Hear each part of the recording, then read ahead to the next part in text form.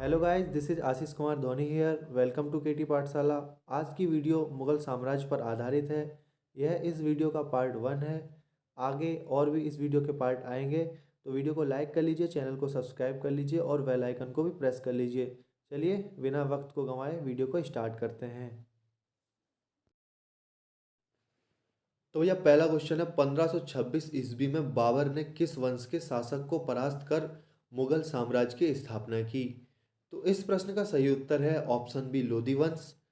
पानीपत का जो प्रथम युद्ध हुआ था 1526 ईस्वी में, वो युद्ध बाबर और इब्राहिम लोदी के मध्य हुआ था। इसी युद्ध में बाबर ने लोदी वंश के आखिरी शासक इब्राहिम लोदी को परास्त कर 1526 ईस्वी में मुगल साम्राज्य की स्थापना की थी। बाबर का पूरा नाम था जहीरुद्दीन मोहम्मद बाबर। इसके पिता का नाम था उमर शेख मिर्जा।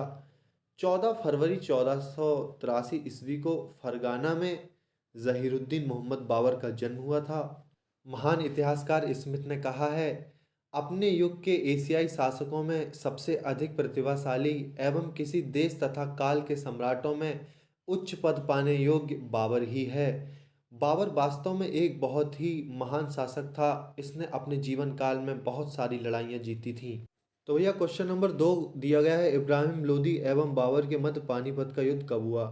तो देखो भैया, इसका आंसर तो आपको पहले क्वेश्चन में ही पता चल गया था।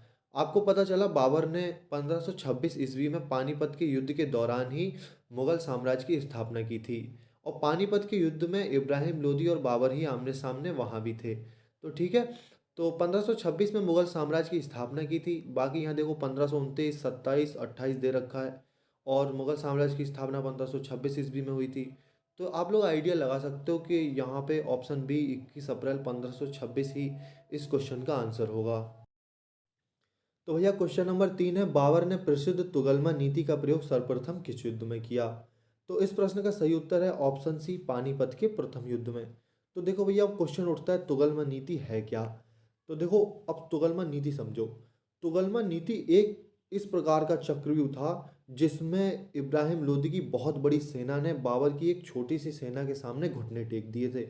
देखो, इस तुगलमा नीति में होता क्या था कि जो बादशाह होता था उसको बीच में रखा जाता था और उसकी सेना के 4 टुकड़ों में कर दिए जाते थे उन्हें, यानी कह सकते हैं सेना को 4 टुकड़ों में बांट दिया जाता था और वो 4 दिशाओं से जो है अपने बादशाह को कवर करते थे। और सबसे आगे, सेना की तरफ से सबसे आगे बैलगाड़ियों की लाइन लगा दी जाती थी। उसके पीछे तोपखाने रखे जाते थे। उसके पीछे महान धनुर्धर तीरंदाजों को रखा जाता था जिनके निशाने बहुत ही तगड़े होते थे। तो देखो भैया, अब हुआ क्या, इब्राहिम लोदी इस बात से अनजान तो था नहीं कि भैया उनकी सेना के पास ये सब है। हालांकि जो इब्राहिम लोदी की सेना थी उसमें पैदल सैनिक ज़्यादा थे और हाथी बहुत ज़्यादा संख्या में थे। अब हुआ क्या, इब्राहिम लोदी ने आदेश दिया कि सभी लोग मिल के आक्रमण करो, है ना, सभी सैनिक मिलकर आक्रमण करें। तो अब बाबर की ओर से लगातार गोला बारूद जारी तोपखानों के द्वारा और इधर से महान धुरंधर तीरंदाजों के द्वारा लगातार तीरों की बौछार भी जारी। अब भैया होना क्या था, उधर लग गई आग इब्राहिम लोदी के साइड में, आग लगी। अब क्या भैया, भागोगी, भागे वो लोग, और भागने में भगदड़ तो मचेगी ही मचेगी। हाथियों ने उत्पात मचाना शुरू कर दिया, अपने ही सैनिकों को खोदना चालू कर दिया। बेचारे हैं तो वो जानवरी। इसी के साथ इब्राहिम लोदी भी इसी युद्ध में मारा गया और दिल्ली सल्तनत पर बाबर ने प्रथम बार मुगल साम्राज्य की स्थापना की। अच्छा, इमेजिन करो आप लोग इब्राहिम लोदी की सेना में होते तो क्या होता, है ना। अच्छा हुआ मैं 2003 में पैदा हुआ, अगर उसके ज़माने में हो गया होता तो पता नहीं क्या होता। खैर, अब लोग आप लोग मेरा 2003 मत याद रखना, बाबर का याद कर लो, वो एग्जाम में आ सकता है, मेरा नहीं आएगा, ठीक है। तो चलो चलते हैं नेक्स्ट क्वेश्चन की तरफ। तो भैया क्वेश्चन नंबर 4 दिया गया है, किस युद्ध में बाबर ने जिहाद का नारा दिया, तमगा नामक कर को समाप्त किया और युद्ध को जीतने के बाद गाजी की उपाधि धारण कर ली? तो इस प्रश्न का सही उत्तर है ऑप्शन ए, खानवा के युद्ध में। खानवा का युद्ध पानीपत के प्रथम युद्ध के जस्ट 1 साल के अंदर हो गया था। यह युद्ध 17 मार्च 1527 ईस्वी को आरंभ हुआ था।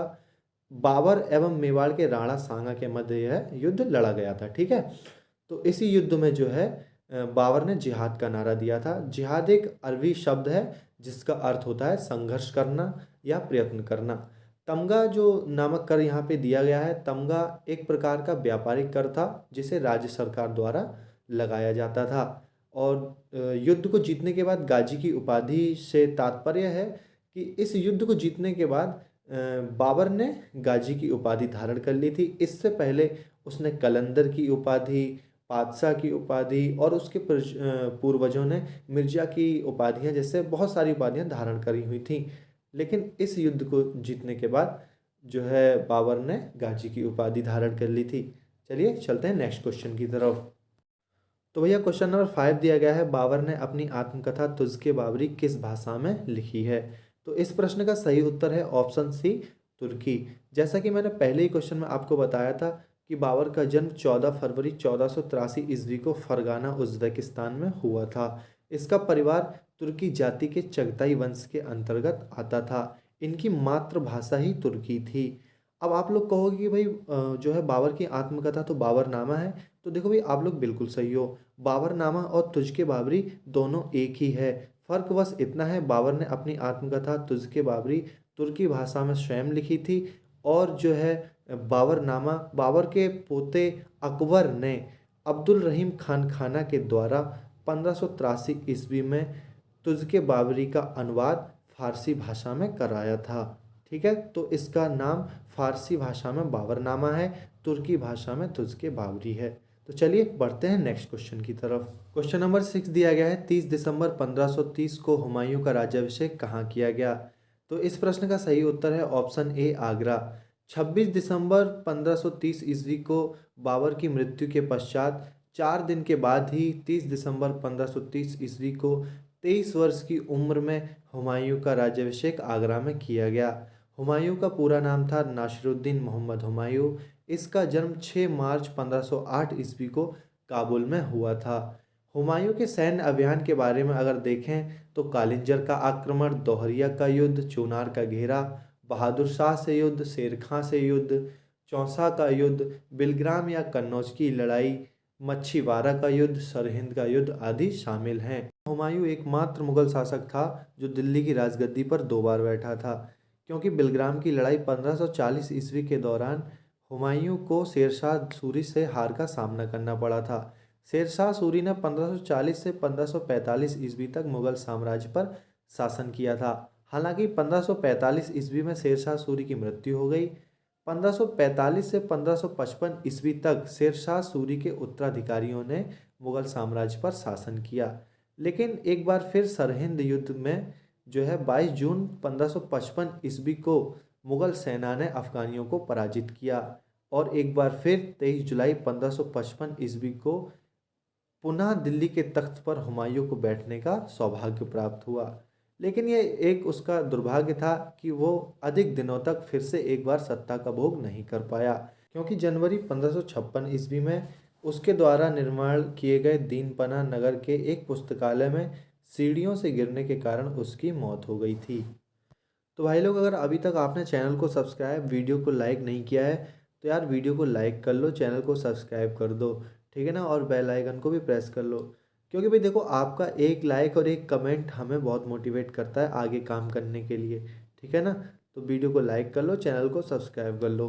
चलो बढ़ते हैं नेक्स्ट क्वेश्चन की तरफ। तो भैया क्वेश्चन नंबर 7 दिया गया है, मुगल साम्राज्य का कौन सा शासक था जो 2 बार राजगद्दी पर बैठा था? तो इस प्रश्न का उत्तर मैं आपको पिछले क्वेश्चन में ही बता चुका हूँ। इस प्रश्न का उत्तर है ऑप्शन बी, हुमायूं, ठीक है ना। तो देखो भैया, अगर आप लोग को इस वीडियो के नोट्स चाहिए या इस वीडियो के जो थ्योरी वाइज लिखा हुआ है बाबर अकबर के बारे में, हुमायूं के बारे में, ठीक है ना, तो वो अगर आपको चाहिए तो आप लोग डायरेक्ट मैसेज कर सकते हो इंस्टाग्राम पे, और कमेंट भी कर सकते हो, मैं आपको सेंड कर दूंगा, ठीक है ना। क्योंकि ये जो सभी सवाल हैं यूपीएससी की प्रारंभिक परीक्षा की एक बहुत ही अच्छी किताब से बनाए गए हैं, तो जाहिर सी बात है ये क्वेश्चन जो है पेपर में, एग्ज़ाम में ज़रूर आने वाले हैं, ठीक है ना। तो आप लोग अगर नोट्स चाहिए तो आप लोग डायरेक्ट मैसेज करके मेरे से नोट्स ले सकते हो, ठीक है ना। तो चलिए चलते हैं नेक्स्ट क्वेश्चन की तरफ। क्वेश्चन नंबर 8 दिया गया है, 1533 में दिल्ली में किसने दीनपनाह नगर की स्थापना की? तो इस प्रश्न का सही उत्तर है ऑप्शन डी, हुमायूं। जैसा कि मैं आपको पहले ही छठे क्वेश्चन में बता चुका हूँ, दीनपना नगर वही नगर है जहाँ के पुस्तकालय की सीढ़ियों से गिरकर हुमायूं की जनवरी 1556 ईस्वी में मृत्यु हो गई थी।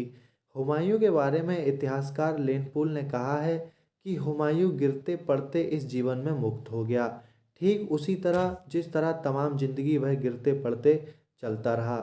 ऐसा लेनपुल ने क्यों कहा, आइए जानते हैं। देखिए, हुमायूं ने अपने जीवन काल में बहुत सारी बड़ी भूलें की थीं, जिसके कारण उसे सत्ता से हाथ धोना पड़ा था। उसकी भूलों में शामिल उसके साम्राज्य का उसके भाइयों में गलत ढंग से किया गया बंटवारा था। दूसरा, चूनार की घेरा घटना जो 1532 ईस्वी में हुई थी। हुमायूं ने यहाँ पर शेरशाह सूरी पर भरोसा करके उसे बिना पराजित करे हुए छोड़ दिया था। ठीक 8 वर्ष पश्चात बिलग्राम की लड़ाई में 1540 ईस्वी में शेरशाह सूरी ने ही हुमायूं को पराजित कर दिल्ली पर शासन किया था। तो भैया क्वेश्चन नंबर 9 दिया गया है, फरीद शेरशाह को शेरखां की उपाधि किसने दी थी? तो इस प्रश्न का सही उत्तर है ऑप्शन बी, बहार खां लोहानी। ठीक है ना। तो भैया अभी तक हम जिस शेरशाह सूरी की बात कर रहे थे, जिसने हुमायूं को बिलग्राम की लड़ाई में पराजित किया था, यह वही शेरशाह सूरी है। इसका प्रारंभिक नाम फरीद था। ठीक है ना। चलिए अब बात करते हैं कि बहार खां लोहानी ने इसे शेरखां की उपाधि क्यों दी। तो बहार खां लोहानी जो था वो बिहार का एक अफगानी शासक था। जो फरीद था बहार खां लोहानी के यहाँ पर नौकरी करता था। ठीक है ना। एक बार बहार खां लोहानी जब शिकार पर गए तो फरीद ने अपने तलवार के एक ही बार से एक शेर को एक बार में मार दिया था। ठीक है ना। तो इसी बहादुरी से प्रसन्न होकर बहार खां लोहानी ने फरीद को शेर खां की उपाधि प्रदान की थी। तो चलिए चलते हैं नेक्स्ट प्रश्न की तरफ।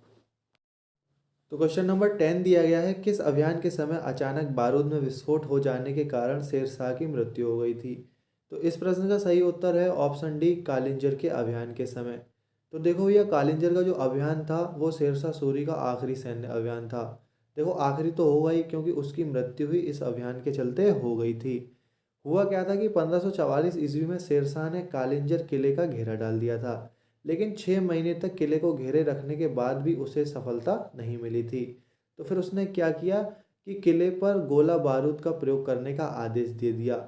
ऐसा माना जाता है कि कोई एक गोला किले की दीवार से टकराकर वापस शेरशाह सूरी की तरफ लौट आया था, जिसके विस्फोट में शेरशाह सूरी की 22 मई 1545 ईस्वी को मृत्यु हो गई थी। हालांकि उसकी मृत्यु से पूर्व ही किले को जीता जा चुका था। तो भाई लोग, वीडियो देखने के लिए बहुत बहुत शुक्रिया। वीडियो अगर अच्छी लगी हो तो वीडियो को लाइक कर लो, चैनल को सब्सक्राइब कर लो और बेल आइकन को भी प्रेस कर लो। चलिए मिलते हैं इस वीडियो के नेक्स्ट पार्ट में। तब तक के लिए जय हिंद।